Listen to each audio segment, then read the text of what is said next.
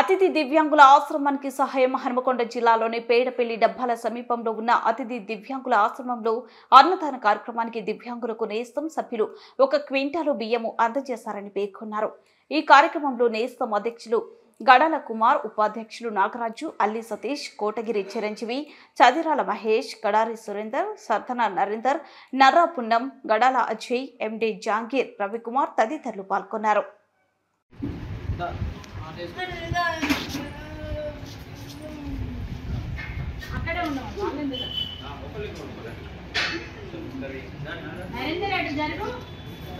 ఇక్కడ ఒక ఉన్నది వస్తున్నారు.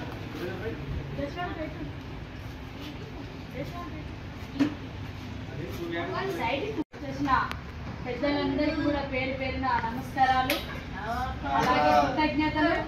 ఈరోజు మాకు కావాల్సినటువంటి రైస్ సార్ ఇట్లా మాకు రైస్ అవసరం ఉన్నదంటే హెల్ప్ చేసిన మీ అందరికీ కూడా, అలాగే రైస్తో పాటు అన్నదానం కూడా ఏర్పాటు చేసిన మీకు, మీ కుటుంబ సభ్యులందరికీ కూడా పేరు పేరున అన్నదాత సుఖీభవ.